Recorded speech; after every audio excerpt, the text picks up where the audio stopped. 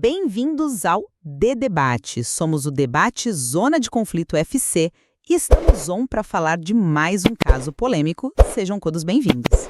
É muito bom estar aqui com você de novo. E antes da gente, mergulhar de cabeça no nosso tema de hoje, eu quero pedir a você que está nos acompanhando que já deixe o seu like e se inscreva no canal para não perder nenhuma das nossas discussões. E claro, a gente quer que você participe ativamente com a gente hoje. Então, desce aqui nos comentários e deixe a sua opinião sobre o assunto, o seu nome e de qual cidade você está falando, tá bom? Com certeza. A voz de vocês é fundamental para construirmos esse espaço de troca de ideias. Exatamente. E hoje, olha, nós vamos precisar muito dessa participação de vocês, porque o tema que temos na mesa é denso. Nós vamos falar de algo que, vai muito além das 4 linhas do gramado e bate de frente com as estruturas da nossa sociedade.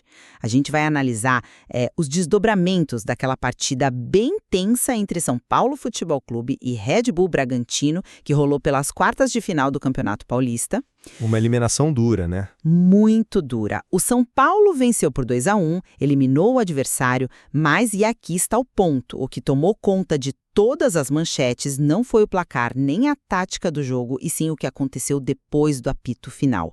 O zagueiro Gustavo Marques, do Bragantino, visivelmente inconformado com a eliminação, deu uma declaração, muito pesada e abertamente machista contra a árbitra da partida, a Daiane Muniz. Ele chegou nos microfones e soltou a seguinte frase, aspas para ele: "Não adianta colocar uma mulher para apitar um jogo desse tamanho." Nossa! E como era de esperar, a repercussão foi uma avalanche, uma reação negativa imediata que incluiu torcedores, jornalistas, dirigentes esportivos e chegou até na esfera política. O Red Bull Bragantino, diante desse incêndio todo, agiu rápido. Eles multaram o atleta em 50% do salário dele, um valor que o clube anunciou que será integralmente doado a uma ONG de apoio a mulheres em situação de vulnerabilidade. E, além disso, cortaram o jogador da partida seguinte. O zagueiro logo depois veio a público pedir desculpas, usando aquela justificativa de que falou aquilo porque estava de cabeça quente. A clássica desculpa da cabeça quente. Pois é, e é exatamente aqui que mora a nossa discordância central de hoje, a pergunta que a gente vai destrinchar. Essa atitude do clube, focada no bolso e na educação, foi uma medida justa, suficiente e de real valor prático? Ou foi apenas um curativo, uma manobra branda para conter uma crise de imagem, provando que a gente precisa de uma intervenção muito mais dura, tipo uma longa suspensão pelo Tribunal de Justiça Desportiva, o TJD, para realmente combater o machismo estrutural no futebol? Olha, eu vou começar colocando a minha posição. Por favor. Olhando para as atitudes do clube, eu vejo um marco de maturidade na forma como o futebol lida com essas crises. A gente está falando de uma punição que foi ágil e que pesou de verdade. Tirar 50% do salário de um jogador profissional é uma pancada financeira severa. Mas, para mim, o pulo do gato não é apenas o corte no pagamento em si, sabe? É o destino que deram para esse dinheiro. Ao repassar esse montante para uma ONG que apoia mulheres vulneráveis, o clube pega um erro inaceitável e transforma em uma ação afirmativa de impacto no mundo real. Eles juntaram isso com a punição interna de deixá-lo fora do jogo seguinte e a exigência de que ele se desculpasse. Eu acredito sinceramente que esse é o melhor caminho. Você pune o erro com rigor, mas foca na educação e na reparação social, em vez de apostar naquele punitivismo cego que só quer banir o cara e não resolve o problema estrutural. Olha, eu vejo essa situação de um jeito completamente diferente. Para mim, a ação do Bragantino foi pura e simplesmente uma manobra de contenção de danos. Foi, uma cartilha clássica de gestão de crise. A gente precisa encarar os fatos de frente aqui. A repercussão negativa tomou proporções gigantescas. Tomou mesmo. Envolveu a imprensa, a política, a torcida.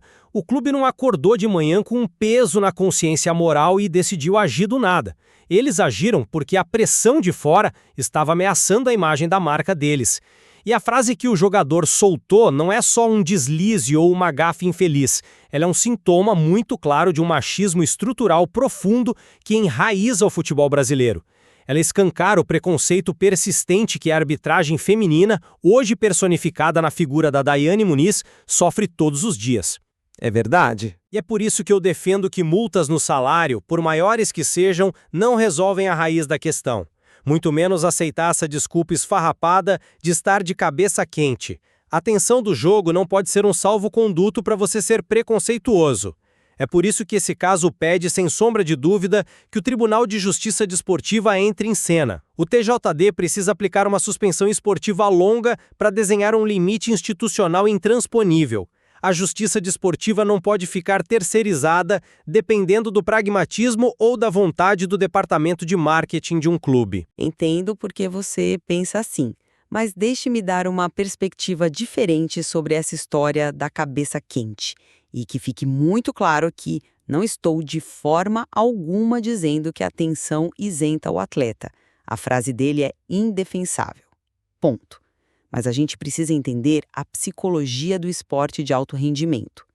Todos nós já perdemos a cabeça no trânsito ou no meio de uma discussão no trabalho e falamos bobagem, né? Sim, mas... A grande diferença é que, no esporte profissional, esses atletas seguram um megafone gigante. Uma eliminação nas quartas de final de um campeonato como o Paulista gera um ambiente de pressão absurda. E quando o jogador diz que estava de cabeça quente, isso ilustra perfeitamente o que chamamos de falta de letramento emocional. Letramento emocional? Momento. Ele pegou o estereótipo mais fácil, cruel e danoso que estava à disposição ali na cabeça dele. Reconhecer que a pressão do jogo causou a explosão não é passar pano para o machismo dele, é diagnosticar o problema real. A falta de preparo psicológico faz com que o preconceito que ele absorveu da sociedade transborde. E como você trata isso? Com educação e acompanhamento. Se você simplesmente joga uma suspensão esportiva de meses nas costas dele, você isola o cara em casa, ele não aprende nada, só acumula raiva. Desculpe, mas eu simplesmente não compro essa ideia. Deixe-me dizer o porquê. A pressão de um jogo, a adrenalina a 1000 por hora, a frustração de ser eliminado por 2-1, olha, nada disso tem o poder mágico de inventar um preconceito do zero na cabeça de alguém. Ah, com certeza não inventa. A tensão não cria um machismo, ela só tira a máscara. Ela derruba aqueles filtros sociais que o jogador usaria em uma entrevista normal, no meio da semana, lá no centro de treinamento. Quando ele vira para a câmera e diz, não adianta colocar uma mulher para apitar um jogo desse tamanho, ele não está reclamando que ela marcou um pênalti errado ou que não deu uma falta. Ele está atacando a competência dela pura e simplesmente pelo gênero. É um ataque de gênero, sem dúvida. Vamos parar e analisar a escolha das palavras dele. Um jogo desse tamanho. A mensagem oculta aí é gritante. Ele está dizendo que uma mulher é naturalmente incapaz de aguentar a grandeza e a seriedade do futebol masculino. Isso não é falta de letramento emocional, como você colocou. Isso é a crença cristalizada de que o campo de futebol é um território dos homens e que a mulher ali no meio é uma intrusa. Se fosse um árbitro homem errando, a crítica seria sobre a falta de competência do cara, sobre a federação, mas nunca sobre o fato de ele ser homem. Quando a gente desvia o foco para tadinho, faltou preparo emocional, a gente dilui a violência misógina do ataque. A resistência pesada contra as mulheres na arbitragem é o coração do problema que o nosso material base expõe. A sua análise das palavras é forte, e eu concordo que a frase carrega o peso de séculos de exclusão. Mas nós não podemos deixar que a semântica, por mais grave que seja, ofusque o impacto prático do que aconteceu a seguir. Porque é exatamente por reconhecer o tamanho desse buraco estrutural que eu acho a resposta do Bragantino tão inteligente. Vamos focar no mundo real, nas consequências, tá? Ok, vamos lá. O clube não deu só uma bronquinha ou deixou ele no banco de reservas fazendo bico. Eles pegaram metade do salário do mês desse cara e mandaram direto para uma ONG que apoia mulheres vulneráveis. O que isso significa na prática? Eles pegaram um evento carregado de preconceito e converteram isso em dinheiro, em financiamento para combater o machismo na ponta da linha. Eles criaram o que a gente chama na economia de externalidades positivas. Ou seja, pegar um problema grave que aconteceu ali no campo e transformar isso num benefício real para a sociedade através da doação. Pensa comigo, Se o TJD suspende esse jogador por 15 partidas, o que acontece? Ele fica na casa dele jogando videogame, treinando separado, e o clube continua pagando o salário dele normalmente. O que a sociedade ganha com isso? Absolutamente nada. Ao amarrar o erro a uma sanção financeira pesada que vira impacto social, o clube assume uma postura preventiva e educativa que extrapola o futebol. Mostra que o esporte pode resolver seus problemas gerando algo bom para a comunidade. É muito mais pragmático do que a inatividade de um tribunal. Esse é um argumento convincente, mas você já considerou a verdadeira motivação por trás dessa rapidez e dessa aparente eficiência social? O texto que guia a nossa discussão deixa muito claro quem bateu na porta cobrando atitude: torcedores, jornalistas, dirigentes e políticos. O clamor foi geral. O Bragantino faz parte de uma franquia global, é um clube empresa fortíssimo. O que você vê como responsabilidade preventiva e educativa, eu vejo como um gerenciamento de crise cirúrgico para afastar a toxicidade da marca deles. Eles agiram rápido porque estavam acuados. Mas isso invalida a ação? Não invalida. Claro que o dinheiro ir para a ONG é maravilhoso para a ONG e ninguém questiona isso.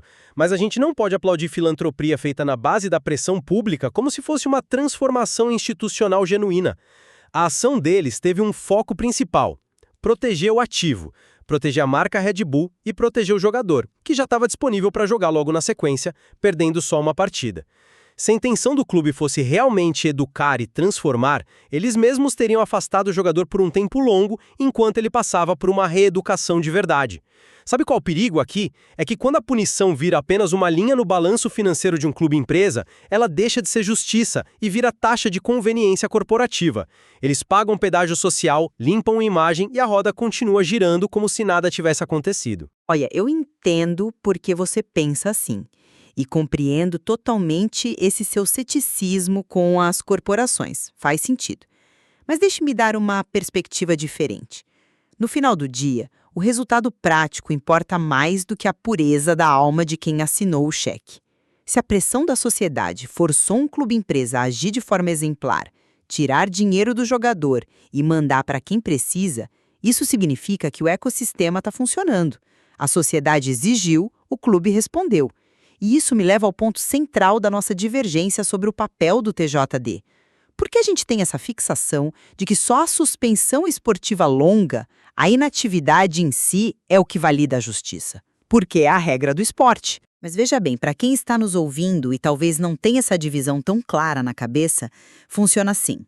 O clube age como o empregador, punindo um funcionário na esfera do trabalho, mexendo no bolso dele. Já o TJD, o Tribunal de Justiça Desportiva, é outra esfera completamente diferente.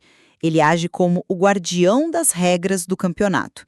E o nosso material levanta justamente essa dúvida sobre a necessidade de sanções esportivas além da multa. Exato. Na minha visão, a justiça já foi feita no ambiente do clube. Chamar o TJD agora para aplicar um gancho de meses me parece uma redundância. A gente corre o sério risco de cair num punitivismo espetacular, onde o tribunal dá uma pena gigante só para saciar a sede de vingança da internet.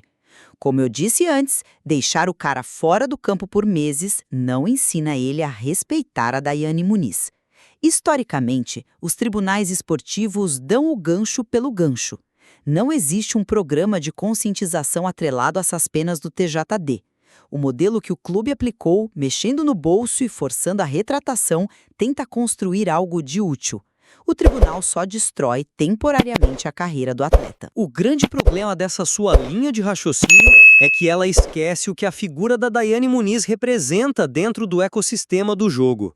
O nosso texto base traz uma reflexão muito pertinente, que o futebol é paixão, é emoção, mas também é responsabilidade. E a arbitragem é a autoridade máxima dentro daquele retângulo verde.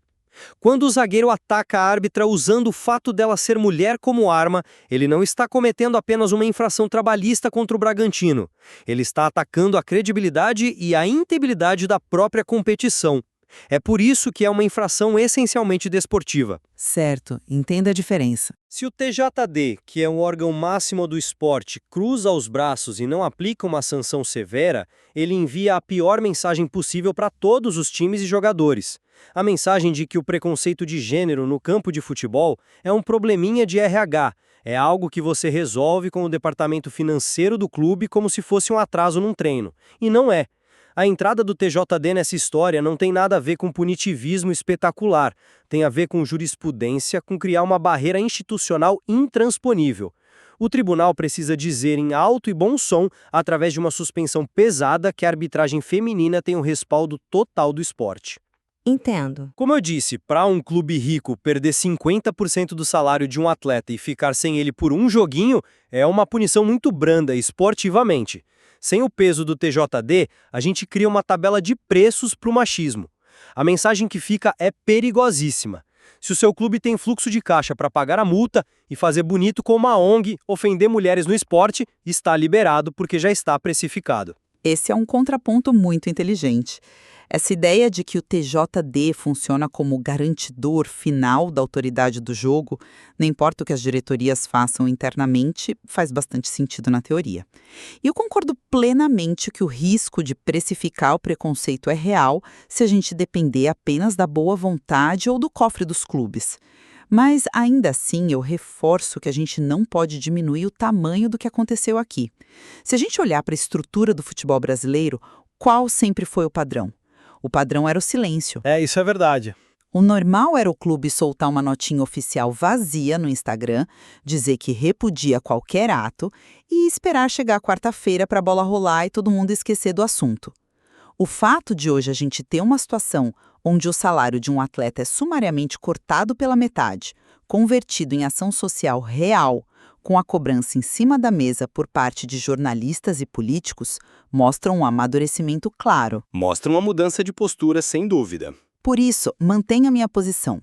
Esse modelo pragmático do clube, que une a dor no bolso à reparação social, é a estratégia mais inteligente e moderna que a gente tem hoje para lidar com o preconceito e com o descontrole emocional no esporte. O objetivo final tem que ser reabilitar a mentalidade do jogador e deixar um saldo positivo na sociedade. A ação do clube fez isso começar a acontecer, mesmo que não seja a cura definitiva para o machismo estrutural de uma hora para outra. Eu entendo seu otimismo, mas da minha parte eu mantenho a convicção de que não dá para confundir uma boa gestão de imagem com a cura da doença. Como o nosso texto de apoio questiona profundamente, será que ainda existe resistência à presença feminina na arbitragem? A declaração desse jogador é um sim em letras garrafais.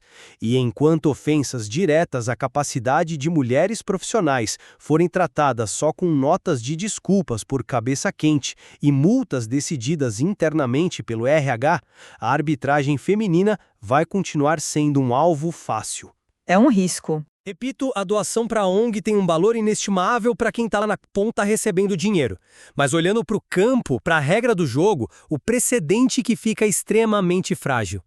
Somente a justiça desportiva, por meio do TJD, aplicando sanções esportivas padronizadas e rigorosas, tem o poder de blindar a autoridade da mulher no futebol. O preconceito não é um tropeço emocional, ele é uma infração gravíssima, contra o princípio da igualdade, e precisa ser tratado como tal pelas autoridades do esporte, sem exceção. Olha, mesmo com as nossas perspectivas sendo bem diferentes sobre o método ideal de punição e sobre esse limite tênue entre a ação do clube e o dever do tribunal, fica muito claro que a gente concorda no que é essencial aqui.